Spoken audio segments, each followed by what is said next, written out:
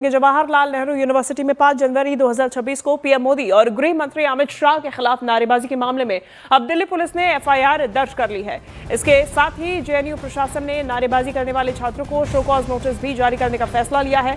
सूत्रों के मुताबिक शो कॉज नोटिस जारी कर जेएनयू प्रशासन की तरफ से आरोपी छात्रों से जवाब मांगा जाएगा। बता दें कि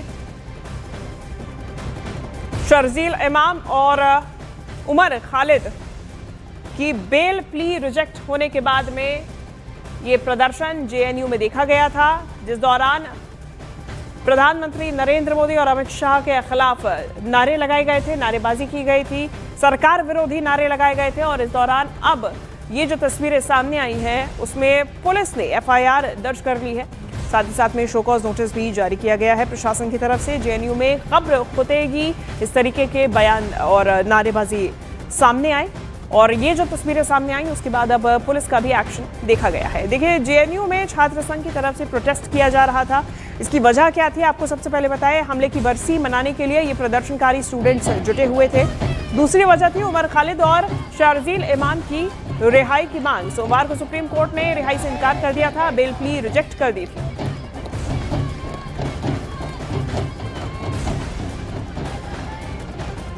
तो जेएनयू कैंपस में विवादित नारों पर महाराष्ट्र के मुख्यमंत्री देवेंद्र फडणवीस ने कड़ी प्रतिक्रिया दी है। फडणवीस ने कहा कि देश विरोधी मानसिकता को किसी भी हाल में बर्दाश्त नहीं किया जाएगा और देश में उमर खालिद, शर्जील इमाम और नहीं बनने देंगे।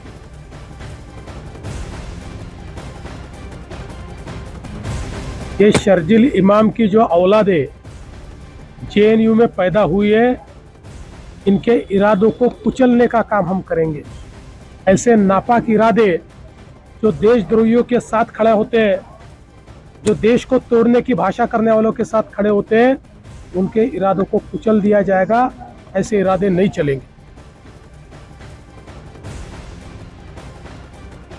तो जेएनयू में विवादित नारेबाजी पर एबीवीपी ने लेफ्ट विंग से जुड़े कुछ स्टूडेंट्स पर पूरे संस्थान को बदनाम करने का आरोप लगाया है। क्या कहा है आपको सुनवाते हैं।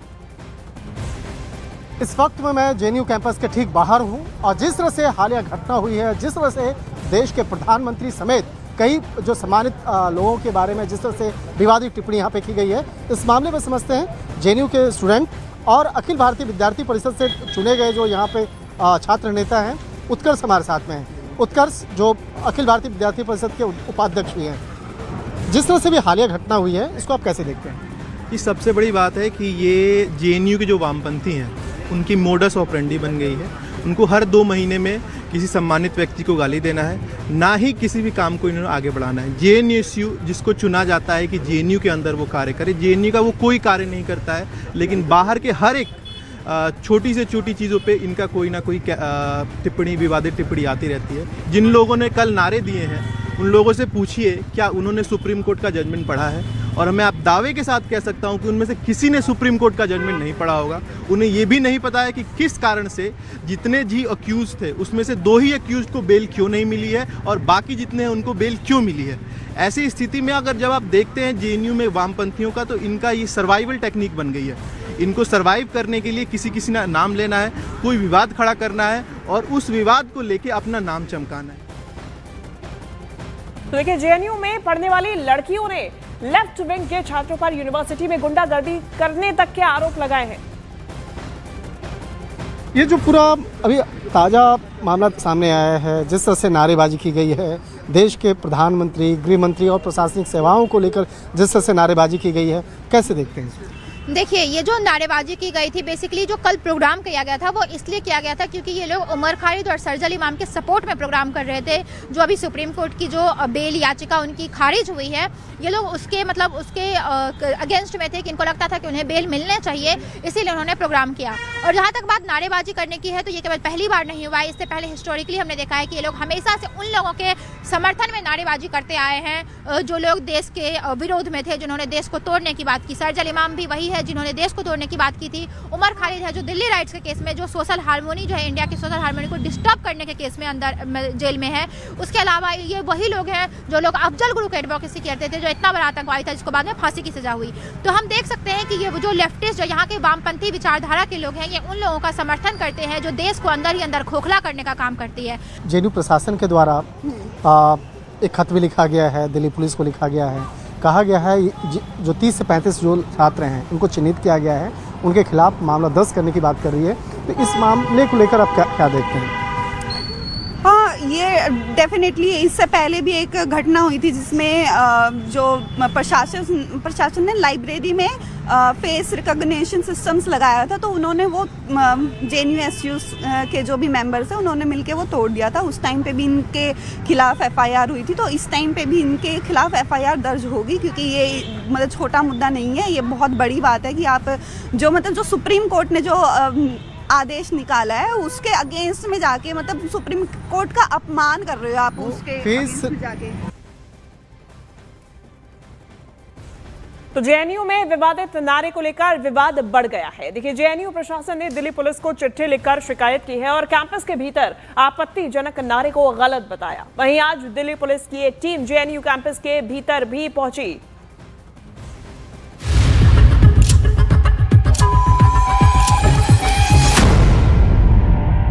दिल्ली दंगा मामले में आरोपी JNU के 2 पूर्व छात्र उमर खालिद और शर्जील इमाम की जमानत याचिका सुप्रीम कोर्ट से खारिज होने का दर्द JNU कैंपस में सुनाई दिया।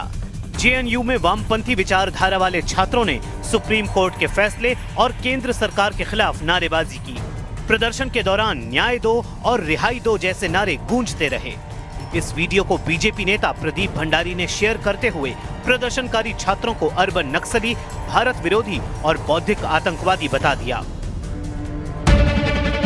वीडियो में JNU-SU के जॉइंट सेक्रेटरी दानिश अली और जनरल सेक्रेटरी सुनील विवादित नारे लगाते हुए दिखाई दे रहे हैं।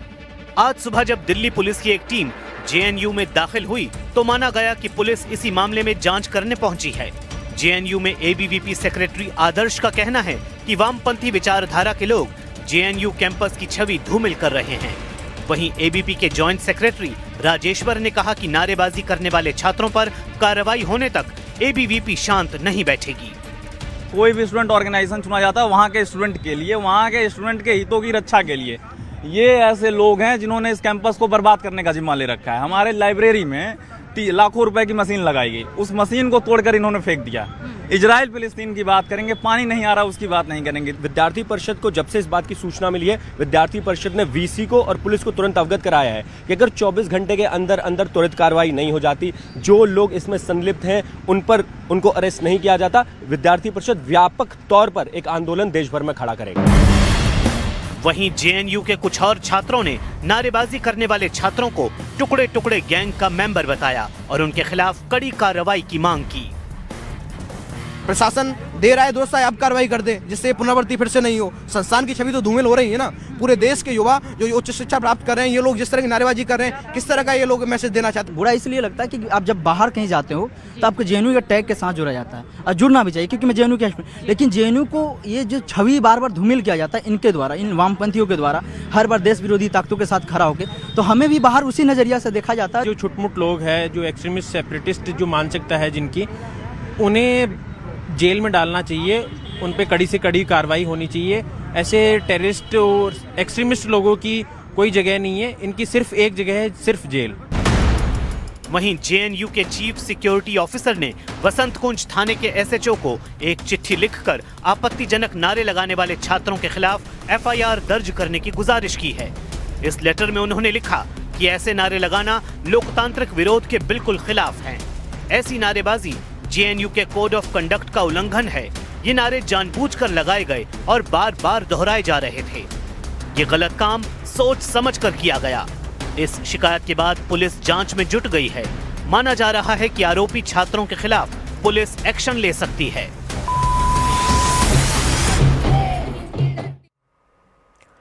तो JNU में हुई नारेबाजी पर बीजेपी ने कड़ी आपत्ति जताई है और आरोपी छात्रों पर कार्रवाई की मांग की है। तो वहीं कांग्रेस को इस नारेबाजी में कुछ आपत्तिजनक लगा ही नहीं, जबकि RJD ने ये तो माना कि ऐसे नारों की जगह लोकतंत्र में नहीं है, लेकिन आपत्तिजनक नारों का खुलकर विरोध नहीं किया। ये रिपोर्ट देखिए।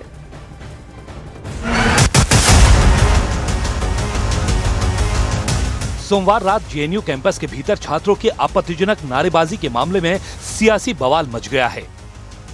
दिल्ली सरकार में मंत्री कपिल मिश्रा ने नारेबाजी करने वाले छात्रों को सपोला बताया। उन्होंने कहा कि सांपों के फन कुचले जा रहे हैं तो सपोले बिलबिला रहे हैं।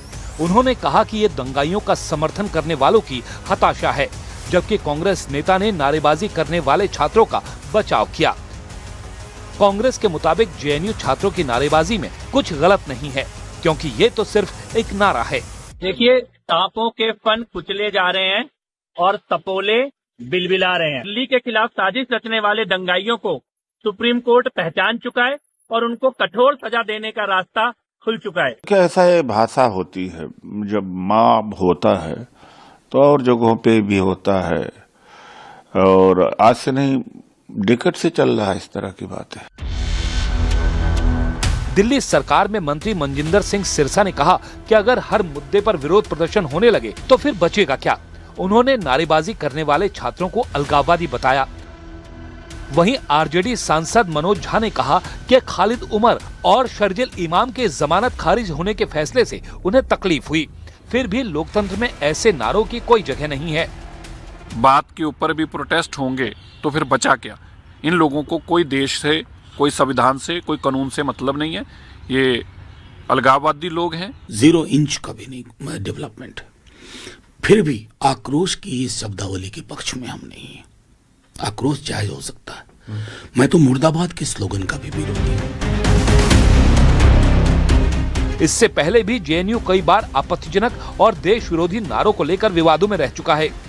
अफजल गुरु को फांसी के विरोध से लेकर खालिद उमर और शर्जिल इमाम के जमानत खारिज होने तक का विरोध जेएनयू के इतिहास में लिखा जा चुका है।